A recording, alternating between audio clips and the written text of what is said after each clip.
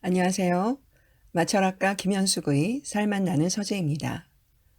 음식 독서 365일 매일 낭독. 알무의 첫 번째 책으로 미래의 요리를 위한 위대한 실험 제3의 식탁을 소개하고 있습니다. 댄 바버 지음, 임현경 옮김, 글 항아리에서 2016년에 편했습니다. 한겨레 신문의 잠깐 독서 제3의 식탁 책 소개글을 읽어보겠습니다. 뉴욕 최고 요리사의 지속 가능한 식탁. 닭가슴살이나 양 등심같이 사람들이 좋아하는 부위는 동물이 살아있을 때 거의 쓰지 않는 부위다. 활동이 없어 근간 지방을 발달시키지 못한 이 부위는 사람들이 먹고 싶을 만큼 부드럽기도 하지만 동시에 몸이 건조하기도 하다. 지방이 없으면 향도 없다. 미국 뉴욕 맨하튼에서 레스토랑을 운영하는 유명 요리사 댄 바버는 제3의 식탁에서 천대받는 이른바 저급 부위가 최고의 식재료가 될 수 있다는 점을 설명하며 요리의 책임을 강조한다. 요리사의 책임은 단순히 맛으로만 그치지 않는다. 저자는 요리의 힘을 잊은 세상 사람들이 그저 부드러운 특정 부위만을 선호하게 되었고 그 결과 자연과 사회, 경제가 파괴되었다고 지적한다. 이를테면 이런 식이다. 미국에서 30여 년 동안 닭 생산량은 500만 톤에서 1600만 톤으로 늘어났지만 사람이 그 많은 닭을 전부 먹는 것은 아니다. 남아도는 닭은 가공식품으로 치킨 너겟 재료가 되고 심지어는 초식동물인 소에게도 먹이고 물고기에게도 먹인다. 수출도 하는데 주요 수입국인 멕시코의 작은 농장들은 그래서 직격탄을 맞았다. 직장을 잃고 살던 곳에서 쫓겨난 이들은 미국으로 불법 입국을 시도했다. 동물의 생태계와 복지, 일자리 문제로까지 이어지는 요리사의 책무는 간단치 않은 것이다. 우리의 식재료가 될 동물이나 채소들이 생장하는 환경은 곧 우리 몸을 구성하고 진정한 풍미를 만들어낸다. 이런 생각을 바탕으로 바버는 제3의 식탁을 제안한다. 대량 생산의 산물이 아닌 전통 품종의 옥수수를 전통 방식으로 키워 수확해 폴렌타, 옥수수 가루를 끓여 만든 죽 형태의 이탈리아 요리를 만들었을 때 느낀 맛과 풍미가 그 생각의 첫발이었다. 바버는 식재료의 원천이 되는 토양, 대지, 바다, 종자, 4가지 구분으로 책을 구성해 건강한 식재료와 지속 가능한 식단을 농장 단계에서부터 파고든다. 책 마지막 부분에서 바버는 부드러운 귀리차와 부들 스낵으로 시작되는 코스 요리를 제안한다. 그것이 바로 그가 그리는 제3의 식탁이다. 제1부 토양, 보고 있는 것을 보라. 현대 농업의 문제, 우리가 잘 몰랐던 밀의 재배, 밀의 맛이 죽어버린 밀가루, 흙의 언어, 잡초가 하는 말, 토양마다 개성도 다르다. 지금까지 없던 당근. 제2부 대지, 자연의 선물. 강제로 찌우지 않으면 푸아그라가 아니다. 자유롭게 거닐며 풀을 뜯는 거위. 마스의 복숭아로 제가 만든 이 디저트를 맛보세요.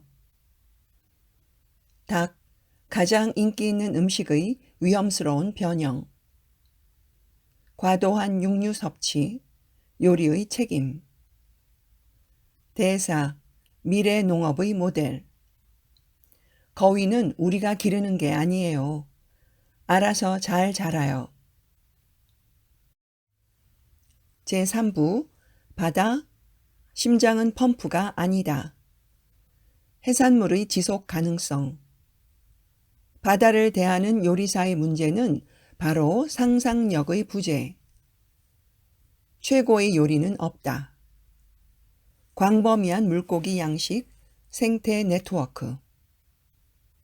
해산물 시장을 뒤집은 요리사들의 업적. 자연계의 다양성을 포용하라. 생태가 없으면 문화도 없어요. 어획량 감소가 던져준 고민. 참치를 보호하는 길. 거대하지만 겸손한 송어. 저급한 생선에서 끌어낸 바다의 냄새. 제4부 종자. 미래를 위한 청사진. 씨 뿌리는 농부 이야기. 우리가 잃어버린 곡물의 맛. 통밀가루의 비밀. 사라진 지역 작물, 무너진 문화 정체성. 종자, 요리 문화의 청사진. 오로지 맛을 위한 육종. 하나로 연결된 공동체 만들기. 에필로그, 지속 가능한 식탁을 위한 제언. 미식가들이나 로커보, 로컬 푸드를 즐기는 사람들이 앞장서서 지지하는 팜투테이블 운동은 기존의 식품 체계에 대안을 제시하는 새로운 음식 문화로 자리 잡아가고 있다. 이는 또한 지역의 다양한 요리 문화를 훼손하는 전 지구적 식량 경제에 대항하는 움직임이기도 하다. 팜투테이블 운동은 계절의 변화와 지역적 특정, 농부들과의 직거래를 중시한다. 그리고 재료의 맛에 신경 쓰기 때문에 요리사들이 그 흐름에 어느 정도 영향력을 발휘할 수 있었다. 오늘날 팜투테이블 요리사들은 기존의 식습관이 얼마나 위험한지 강조하고 그러한 식습관이 생태계에 얼마나 큰 영향을 끼치는지 널리 알리고 있다. 하지만 팜투테이블 운동의 성공과 대중의 인식 변화에도 불구하고 그 성과가 미국에서 대부분의 식재료가 재배되는 방식을 규정하는 정치적, 경제적 힘을 근본적으로 변화시키지는 못했다. 알브레이트라면 브릭스 수치 0.0 당근에 놀라지 않았을 것이다. 그는 토양 미생물이 가장 먼저 식사를 하며 그렇기 때문에 무기질이 풍부한 식사를 해야 한다고 진작 경고했기 때문이다. 그렇지 못하면 식물은 진짜 건강해질 수 없다. 그리고 우리도 마찬가지다. 지금도 대해사의 농부들은 자연 손실을 보강하기 위해 정기적으로 오크나무를 심는다.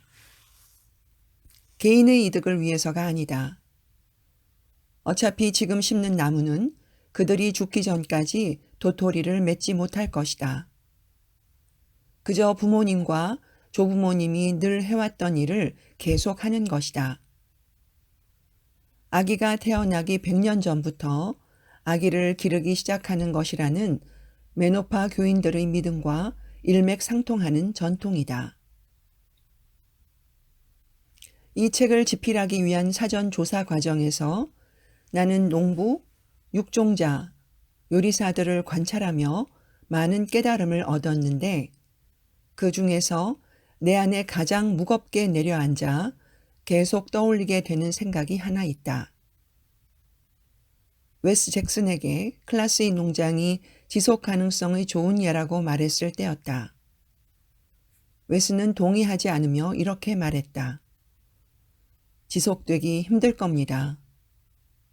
그리고 클래스 A 작업뿐만 아니라 비슷한 방식으로 농장을 변화시키려는 농부 세대 또한 인정하지 않았다. 나는 까다로운 늙은이처럼 그의 생각을 바꾸고 싶기도 했지만 한편으로는 그의 말이 맞을지도 모른다는 의심을 떨쳐버릴 수 없었다. 역사는 훌륭한 농업이 어느 시점에 근시안적인 결정, 몇 가지로 파괴되었다는 사실을 준엄하게 보여준다. 네, 오늘은 미래의 요리를 위한 위대한 실험 제3의 식탁의 일부를 발췌하여 읽어보았습니다. 오늘도 살맛 나는 세상 음식 독서 매일 낭독과 함께 몸, 맘, 맛, 멋, 알의 오방에 기쁨 가득 행복한 하루 되시기 진심으로 기원합니다. 감사합니다.